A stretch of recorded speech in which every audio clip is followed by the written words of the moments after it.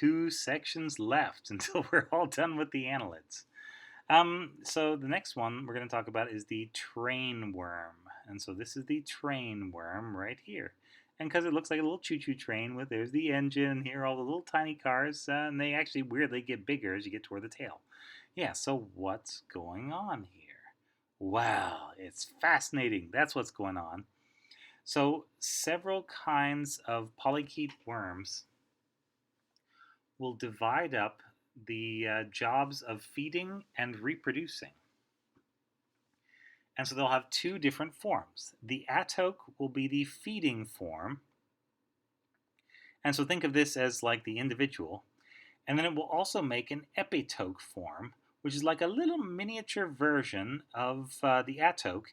And it exists for a single purpose, and that single purpose is to go out and have babies. So imagine this is the answer to the question, what if you wanted to maybe have babies but didn't want all the mess and fuss of sex involved? The answer is you could live like one of these goofy, crazy worms. So the epitoke and atoke are the two parts. The atoke being the feeding part. So here's a nice big atoke up here, and here's a little chain of epitokes down here. Some worms will have just one, some will have a whole bunch of them.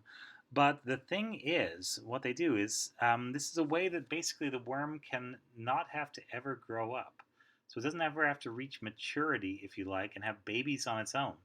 It can just make an epitoke that can go up and do all that whatever dirty stuff so that there's a new generation of worms in the future, and then you just don't have to be bothered with it. You don't have to, don't have to pay any attention to that at all.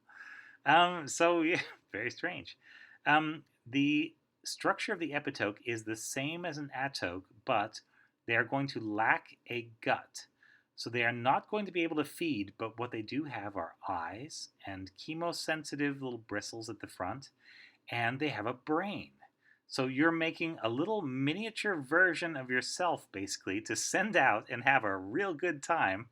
And the thing with these epitokes is that they will normally sort of be released in the night, and they will swim as hard as they can to try and find the opposite epitoke. Because this is not just male or female, you'll have male and female epitokes. And they're going to get together. One's going to spit out a big mass of eggs. The other one's going to get together with it and fertilize that mass of eggs. And then both of the epitokes are going to die and drift back down to the bottom. And the atoke is never going to know. It's just going to keep growing epitokes, and they're going to keep getting bigger with time. And when they get big enough, they're going to break off and swim up there and see if they get lucky. Yeah. Pretty strange. But yeah, like it says here, the atoke takes care of eating and survival, and the epitoke doesn't have to have a mouth or a gut, and it's got one job. You got one job, epitoke. Yeah. Go out there and make us a whole bunch of worm babies. So that's kind of cool. Yeah, so that's one strategy for replication. In these other clitellate worms, or in things like leeches, hirudinid worms, I believe, or annelids rather, they are going to fertilize each other. So these guys are both going to be hermaphroditic, and one will act as the male to another one and sort of poke its spermatophore into the female parts, and while poking its own spermatophore into the female parts of the first worm. And so they are fertilizing each other, and you'll sometimes see them lined up like this, not quite aligned, but pretty close. And then once the little eggs are fertilized, we are going to shunt those down here to the clitellum. That's like a little nursery, where little babies can grow up. Just a little bit, and then you can release them. It's a little incubator. Here are some of the babies, and you can see they are trochophore larvae. So, yeah, definitely, we know about those. Here's that little band, like I said, like a little grass hula skirt that goes right around the middle. And, yeah, look at that. That's pretty adorable, don't you think? And so here is a little baby that hasn't grown any segments yet. It's got its anus down at the bottom, and it's a little sensory tuft at the top. And here it is when it's grown a little bit more. So the anus has just been pushed down. That's kind of the first segment that we make. And then the second one that we make is going to be the segment next to the anus. And we're just going to keep on putting segments in right there until we have made enough of a worm to be an adult. The reason why we're doing this in screen capture is so we can show you a video.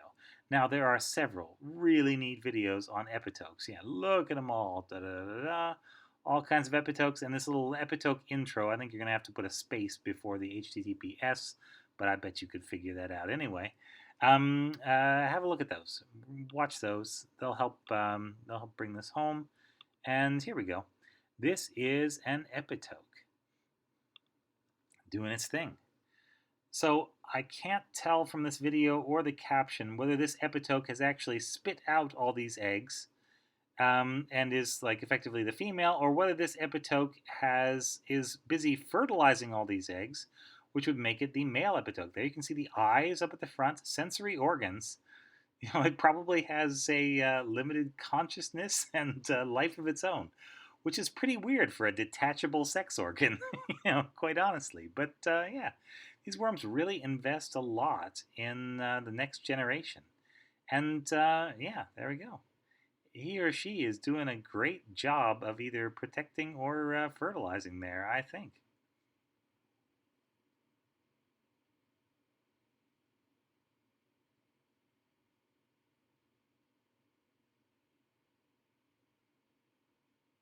There you go. Pretty neat. So watch this all the way. Watch those other videos on epitokes, these little squirmy, squiggling things. Apparently, if you have sort of these bristle worms in your saltwater aquarium, every once in a while they will release little epitokes, and you'll see this weird, crazy flailing around, looks like a little miniature worm, just one night, and you say, "Why? Where the heck did that come from?" Remember, it's not a worm, it is a detachable sex organ. It is an epitoke, and epitokes are pretty cool. All right, that's been section